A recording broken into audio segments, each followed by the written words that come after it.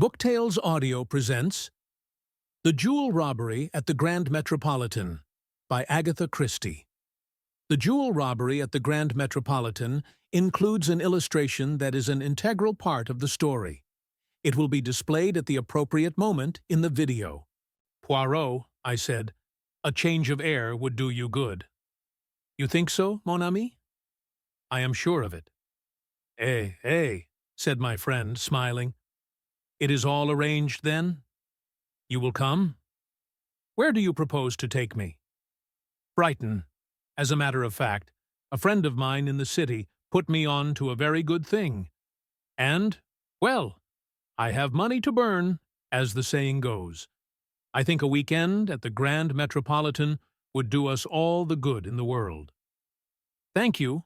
I accept most gratefully. You have the good heart to think of an old man. And the good heart, it is in the end worth all the little gray cells. Yes, I who speak to you am in danger of forgetting that sometimes. I did not quite relish the implication. I fancy that Poirot is sometimes a little inclined to underestimate my mental capacities. But his pleasure was so evident that I put my slight annoyance aside. Then, that's all right, I said hastily. Saturday evening saw us dining at the Grand Metropolitan in the midst of a gay throng. All the world and his wife seemed to be at Brighton. The dresses were marvelous, and the jewels, worn sometimes with more love of display than good taste, were something magnificent. Huh? It is a sight, this, murmured Poirot. This is the home of the profiteer. Is it not so, Hastings? Supposed to be, I replied. But we'll hope they aren't all tarred with the profiteering brush. Poirot gazed round him placidly. The sight of so many jewels makes me wish I had turned my brains to crime instead of to its detection. What a magnificent opportunity for some thief of distinction. Regard, Hastings, that stout woman by the pillar. She is, as you would say, plastered with gems. I followed his eyes. Why? I exclaimed. It's Mrs. Opelson. You know her? Slightly. Her husband is a rich stockbroker who made a fortune in the recent oil boom. After dinner, we ran across the Opelsons in the lounge, and I introduced Poirot to them. We chatted for a few minutes, and ended by having our coffee together. Poirot said a few words in praise of some of the costlier gems displayed on the lady's ample bosom, and she brightened up at once. It's a perfect hobby of mine, Mr. Poirot. I just love jewelry. Ed knows my weakness, and every time things go well, he brings me something new. You are interested in precious stones? I have had a good deal to do with them one time and another, madam. My profession has brought me into contact with some of the most famous jewels in the world. He went on to narrate, with discreet pseudonyms, the story of the historic jewels of a reigning house, and Mrs. Opelson listened with bated breath. There now, she exclaimed, as he ended. If it isn't just like a play. You know, I've got some pearls of my own that have a history attached to them. I believe it's supposed to be one of the finest necklaces in the world. The pearls are so beautifully matched and so perfect in color. I declare, I really must run up and get it. Oh, madam, protested Poirot, you are too amiable. Pray do not derange yourself. Oh, but I'd like to show it to you. The buxom dame waddled across to the lift briskly enough. Her husband, who had been talking to me, looked at Poirot inquiringly. Madam, your wife is so amiable as to insist on showing me her pearl necklace, explained the latter. Oh, the pearls! Opelson smiled in a satisfied fashion. Well, they are worth seeing. Cost a pretty penny, too. Still, the money's there all right. I could get what I paid for them any day, perhaps more. May have to, too, if things go on as they are now. Money's confoundedly tight in the city. All this infernal EPD, he rambled on, launching into technicalities where I could not follow him. He was interrupted by a small page boy who approached and murmured something in his ear. "Eh? What? I'll come at once. Not taken ill, is she? Excuse me, gentlemen." He left us abruptly. Poirot leaned back and lit one of his tiny Russian cigarettes. Then, carefully and meticulously, he arranged the empty coffee cups in a neat row, and beamed happily on the result. The minutes passed. The Opalsons did not return. "Curious," I remarked at length. "I wonder when they will come back." Poirot watched the ascending spirals of smoke, and then said thoughtfully, "They will not come back." "Why?" "Because, my friend, something has happened." "What sort of thing? How do you know?" I asked curiously. Poirot smiled. "A few moments ago, the manager came hurriedly out of his office and ran upstairs. He was much agitated. The lift boy is deep in talk with one of the pages. The lift bell has rung 3 times, but he heeds it not. Thirdly, even the waiters are distrait. And to make a waiter distrait—" Poirot shook his head with an air of finality. "The affair must indeed be of the first magnitude. Ah, it is as I thought. Here come the police." 2 men had just entered the hotel, one in uniform, the other in plain clothes. They spoke to a page, and were immediately ushered upstairs. A few minutes later, the same boy descended and came up to where we were sitting. "Mr. Opalson's compliments, and would you step upstairs?" Poirot sprang nimbly to his feet. One would have said that he awaited the summons. I followed with no less alacrity. The Opalsons' apartments were situated on the first floor. After knocking on the door, the page boy retired, and we answered the summons. "Come in." A strange scene met our eyes. The room was Mrs. Opalson's bedroom, and in the center of it, lying back in an armchair, was the lady herself, weeping violently. She presented an extraordinary spectacle, with the tears making great furrows in the powder with which her complexion was liberally coated. Mr. Opalson was striding up and down angrily. The 2 police officials stood in the middle of the room, one with a notebook in hand. An hotel chambermaid, looking frightened to death, stood by the fireplace, and on the other side of the room, a Frenchwoman, obviously Mrs. Opalson's maid, was weeping and wringing her hands, with an intensity of grief that rivaled that of her mistress. Into this pandemonium stepped Poirot, neat and smiling. Immediately, with an energy surprising in one of her bulk, Mrs. Opalson sprang from her chair towards him. "There now, Ed may say what he likes, but I believe in luck. I do. It was fated I should meet you the way I did this evening, and I've a feeling that if you can't get my pearls back for me, nobody can. Calm yourself, I pray of you, madame." Poirot patted her hand soothingly. "Reassure yourself. All will be well. Hercule Poirot will aid you." Mr. Opalson turned to the police inspector.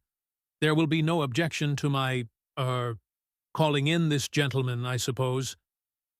"None at all, sir," replied the man civilly, but with complete indifference. "Perhaps now your lady's feeling better. She'll just let us have the facts." Mrs. Opalson looked helplessly at Poirot. He led her back to her chair. "Seat yourself, madame, and recount to us the whole history, without agitating yourself." Thus abjured, Mrs. Opalson dried her eyes gingerly, and began. "I came upstairs after dinner to fetch my pearls for Mr. Poirot here to see. The chambermaid and Celestine were both in the room as usual." "Excuse me, madam, but what do you mean by 'as usual'?" Mr. Opalson explained. "I make it a rule that no one is to come into this room unless Celestine, the maid, is there also. The chambermaid does the room in the morning while Celestine is present, and comes in after dinner to turn down the beds under the same conditions. Otherwise, she never enters the room." "Well, as I was saying," continued Mrs. Opelson, "I came up. I went to the drawer here," she indicated the bottom right-hand drawer of the knee-hole dressing table, "took out my jewel case, and unlocked it. It seemed quite as usual, but the pearls were not there." The inspector had been busy with his notebook. "When had you last seen them?" he asked. "They were there when I went down to dinner." "You are sure?" "Quite sure. I was uncertain whether to wear them or not, but in the end I decided on the emeralds and put them back in the jewel case." "Who locked up the jewel case?" "I did. I wear the key on a chain round my neck." She held it up as she spoke. The inspector examined it and shrugged his shoulders. "The thief must have had a duplicate key. No difficult matter. The lock is quite a simple one. What did you do after you'd locked the jewel case?" "I put it back in the bottom drawer where I always keep it." "You didn't lock the drawer?" "No, I never do. My maid remains in the room till I come up, so there's no need." The inspector's face grew graver. "Am I to understand that the jewels were there when you went down to dinner, and that since then the maid has not left the room?" Suddenly, as though the horror of her own situation for the first time burst upon her, Celestine uttered a piercing shriek, and, flinging herself upon Poirot, poured out a torrent of incoherent French. The suggestion was infamous, that she should be suspected of robbing Madame. The police were well known to be of a stupidity incredible. But Monsieur, who was a Frenchman— "A Belgian," interjected Poirot, but Celestine paid no attention to the correction. Monsieur would not stand by and see her falsely accused, while that infamous chambermaid was allowed to go scot-free. She had never liked her, a bold, red-faced thing, a born thief. She had said from the first that she was not honest, and had kept a sharp watch over her, too, when she was doing Madame's room. Let those idiots of policemen search her, and if they did not find Madame's pearls on her, it would be very surprising. Although this harangue was uttered in rapid and virulent French, Celestine had interlarded it with a wealth of gesture, and the chambermaid realized at least a part of her meaning. She reddened angrily.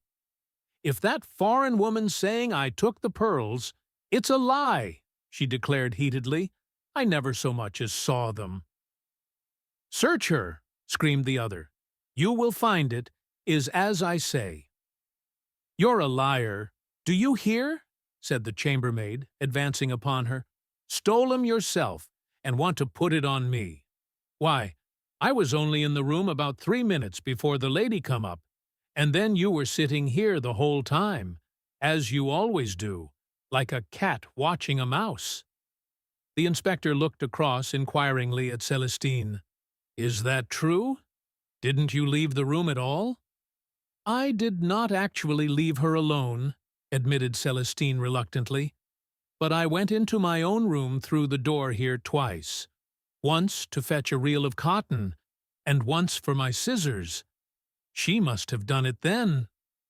"You wasn't gone a minute," retorted the chambermaid angrily. "Just popped out and in again. I'd be glad if the police would search me. I've nothing to be afraid of." At this moment there was a tap at the door. The inspector went to it. His face brightened when he saw who it was. "Ah," he said, "that's rather fortunate. I sent for one of our female searchers, and she's just arrived. Perhaps if you wouldn't mind going into the room next door." He looked at the chambermaid, who stepped across the threshold with a toss of her head, the searcher following her closely. The French girl had sunk sobbing into a chair. Poirot was looking round the room, the main features of which I have made clear by a sketch. "Where does that door lead?" he inquired, nodding his head towards the one by the window. "Into the next apartment, I believe," said the inspector. "It's bolted anyway, on this side." Poirot walked across to it, tried it, then drew back the bolt, and tried it again. "And on the other side as well," he remarked. "Well, that seems to rule out that." He walked over to the windows, examining each of them in turn. And again, nothing. Not even a balcony outside. "Even if there were," said the inspector impatiently, "I don't see how that would help us if the maid never left the room." "Évidemment," said Poirot, not disconcerted. "As mademoiselle is positive she did not leave the room—" He was interrupted by the reappearance of the chambermaid and the police searcher. "Nothing," said the latter laconically. "I should hope not indeed," said the chambermaid virtuously. "And that French hussy ought to be ashamed of herself taking away an honest girl's character." "There, there, my girl, that's all right," said the inspector, opening the door. "Nobody suspects you. You go along and get on with your work." The chambermaid went unwillingly. "Going to search her?" she demanded, pointing at Celestine. "Yes, yes." He shut the door on her and turned the key. Celestine accompanied the searcher into the small room in her turn. A few minutes later, she also returned. Nothing had been found on her. The inspector's face grew graver. "I'm afraid I'll have to ask you to come along with me all the same, miss." He turned to Mrs. Opelson. "I'm sorry, madam, but all the evidence points that way. If she's not got them on her, they're hidden somewhere about the room." Celestine uttered a piercing shriek and clung to Poirot's arm. The latter bent and whispered something in the girl's ear. She looked up at him doubtfully. Si, mon enfant. I assure you it is better not to resist." Then he turned to the inspector. "You permit, monsieur? A little experiment, purely for my own satisfaction." "Depends on what it is," replied the police officer noncommittally. Poirot addressed Celestine once more. "You have told us that you went into your room to fetch a reel of cotton. Whereabouts was it?" "On the top of the chest of drawers, monsieur." "And the scissors?" "They also. Would it be troubling you too much, mademoiselle, to ask you to repeat those two actions? You were sitting here with your work, you say?" Celestine sat down, and then, at a sign from Poirot, rose, passed into the adjoining room, took up an object from the chest of drawers, and returned. Poirot divided his attention between her movements and a large turnip of a watch which he held in the palm of his hand. "Again, if you please, mademoiselle." At the conclusion of the second performance, he made a note in his pocketbook and returned the watch to his pocket. "Thank you, mademoiselle, and you, monsieur," he bowed to the inspector, "for your courtesy." The inspector seemed somewhat entertained by this excessive politeness. Celestine departed in a flood of tears, accompanied by the woman and the plainclothes official. Then, with a brief apology to Mrs. Opelson, the inspector set to work to ransack the room. He pulled out drawers, opened cupboards, completely unmade the bed, and tapped the floor. Mr. Opelson looked on skeptically. "You really think you will find them?" "Yes, sir. It stands to reason. She hadn't time to take them out of the room.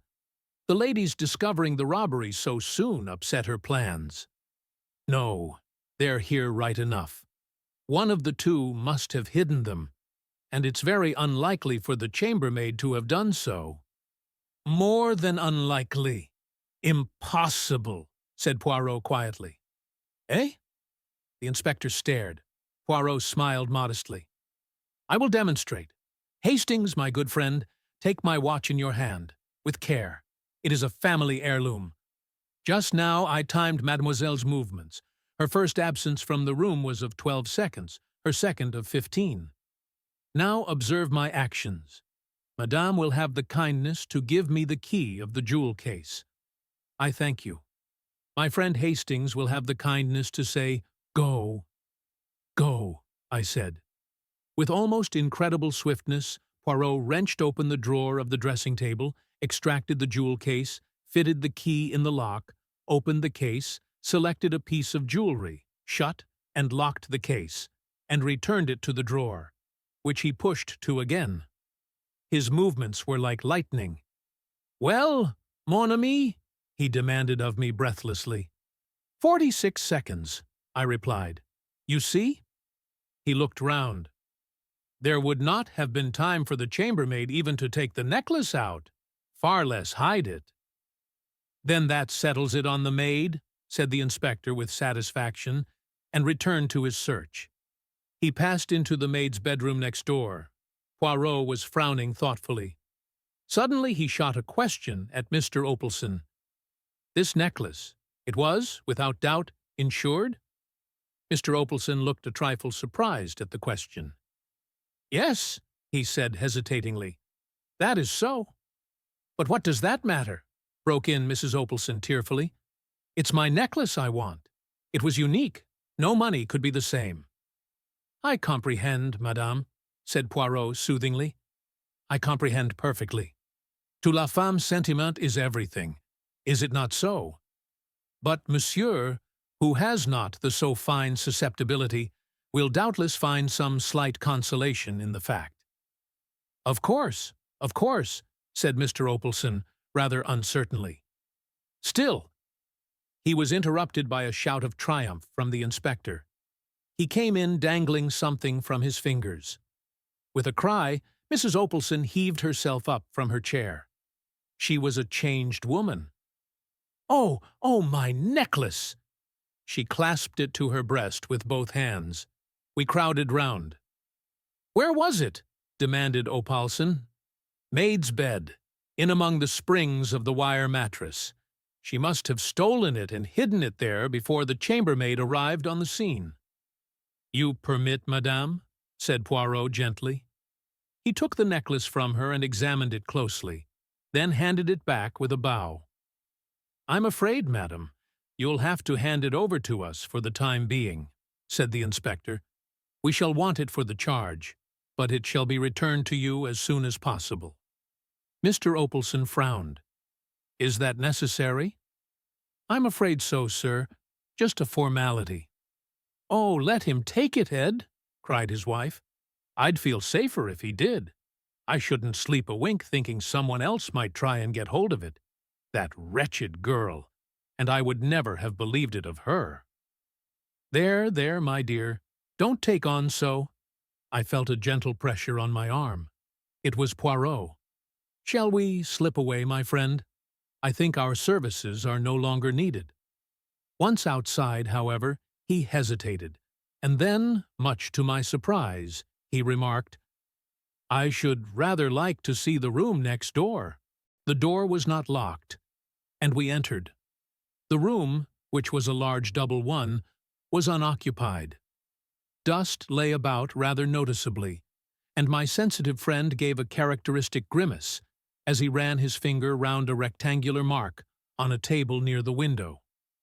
"The service leaves to be desired," he observed dryly. He was staring thoughtfully out of the window and seemed to have fallen into a brown study. "Well," I demanded impatiently, "what did we come in here for?" He started. "Je vous demande pardon, mon ami. I wished to see if the door was really bolted on this side also." "Well," I said, glancing at the door which communicated with the room we had just left, "it is bolted." Poirot nodded. He still seemed to be thinking. "And, anyway," I continued, "what does it matter? The case is over. I wish you'd had more chance of distinguishing yourself, but it was the kind of case that even a stiff-backed idiot like that inspector couldn't go wrong over." Poirot shook his head. "The case is not over, my friend. It will not be over until we find out who stole the pearls." "But the maid did." "Why do you say that?" "Why," I stammered, "they were found, actually, in her mattress." Ta, said Poirot impatiently. "Those were not the pearls." "What?" "Imitation, mon ami." The statement took my breath away. Poirot was smiling placidly. The good inspector obviously knows nothing of jewels, but presently There will be a fine hullabaloo." "Come!" I cried, dragging at his arm. "Where?" "We must tell the Opalsons at once." "I think not." "But that poor woman—" "Eh bien, that poor woman, as you call her, will have a much better night believing the jewels to be safe." "But the thief may escape with them." "As usual, my friend, you speak without reflection. How do you know that the pearls Mrs. Opalson locked up so carefully tonight were not the false ones, and that the real robbery did not take place at a much earlier date?" "Oh," I said, bewildered. "Exactly," said Poirot, beaming. "We start again." He led the way out of the room, paused a moment as though considering, and then walked down to the end of the corridor, stopping outside the small den where the chambermaids and valets of the respective floors congregated. Our particular chambermaid appeared to be holding a small court there, and to be retailing her late experiences to an appreciative audience. She stopped in the middle of a sentence. Poirot bowed with his usual politeness. "Excuse that I derange you, but I shall be obliged if you will unlock for me the door of Mr. Opalson's room." The woman rose willingly, and we accompanied her down the passage again. Mr. Opalson's room was on the other side of the corridor, its door facing that of his wife's room. The chambermaid unlocked it with her pass-key, and we entered. As she was about to depart, Poirot detained her. "One moment. Have you ever seen among the effects of Mr. Opalson a card like this?" He held out a plain white card, rather highly glazed and uncommon in appearance. The maid took it and scrutinized it carefully. "No, sir, I can't say I have. But anyway, the valet has most to do with the gentlemen's rooms."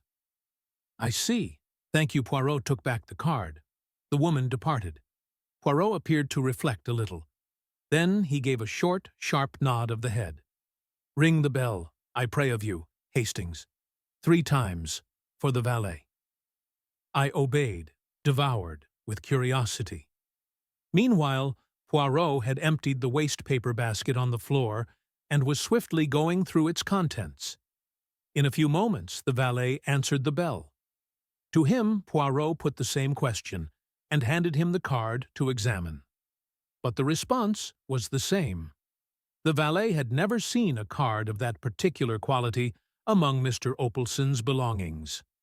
Poirot thanked him, and he withdrew, somewhat unwillingly, with an inquisitive glance at the overturned waste-paper basket and the litter on the floor. He could hardly have helped overhearing Poirot's thoughtful remark as he bundled the torn papers back again. "Poirot," I cried, "I see." "You see nothing, my friend," he replied quickly. "As usual, nothing at all.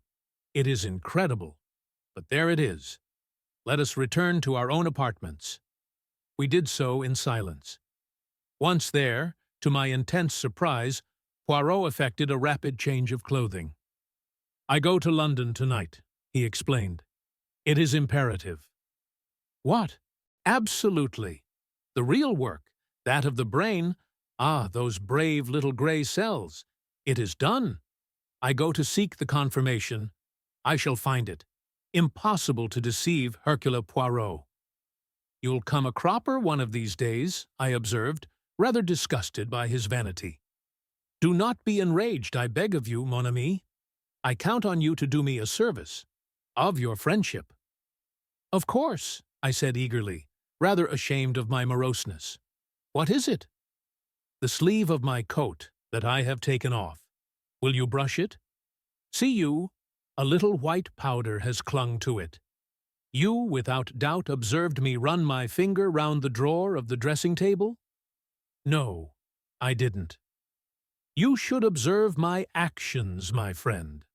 Thus I obtained the powder on my finger, and, being a little overexcited, I rubbed it on my sleeve. An action without method which I deplore, false to all my principles." "But what was the powder?" I asked, not particularly interested in Poirot's principles. "Not the poison of the Borgias," replied Poirot with a twinkle. I see your imagination mounting. I should say it was French chalk. French chalk? Yes, cabinet makers use it to make drawers run smoothly. I laughed. You old sinner. I thought you were working up to something exciting. Au revoir, my friend. I save myself. I fly. The door shut behind him. With a smile, half of derision, half of affection, I picked up the coat and stretched out my hand for the clothes brush. Next morning, hearing nothing from Poirot, I went out for a stroll, met some old friends, and lunched with them at their hotel. In the afternoon, we went for a spin. A punctured tire delayed us, and it was past 8 when I got back to the Grand Metropolitan. The first sight that met my eyes was Poirot, looking even more diminutive than usual, sandwiched between the Opalsons, beaming in a state of placid satisfaction. "Mon ami, Hastings!" he cried, and sprang to meet me. "Embrace me, my friend. All has marched to a marvel." Luckily, the embrace was merely figurative, not a thing one is always sure of with Poirot. "Do you mean—" I began. "Just wonderful, I call it," said Mrs. Opalson, smiling all over her fat face. "Didn't I tell you, Ed, that if he couldn't get back my pearls, nobody would?" "You did, my dear. You did. And you were right." I looked helplessly at Poirot, and he answered the glance. "My friend Hastings is, as you say in England, all at the seaside. Seat yourself, and I will recount to you all the affair that has so happily ended." "Ended? But yes, they are arrested." "Who are arrested?" "The chambermaid and the valet, parbleu. You did not suspect? Not with my parting hint about the French chalk?" "You said cabinet makers used it." "Certainly they do. To make drawers slide easily. Somebody wanted that drawer to slide in and out without any noise. Who could that be? Obviously, only the chambermaid. The plan was so ingenious that it did not at once leap to the eye. Not even to the eye of Hercule Poirot. Listen. This was how it was done. The valet was in the empty room next door, waiting. The French maid leaves the room. Quick as a flash, the chambermaid whips open the drawer, takes out the jewel case, and, slipping back the bolt, passes it through the door. The valet opens it at his leisure with the duplicate key with which he has provided himself, extracts the necklace, and waits his time.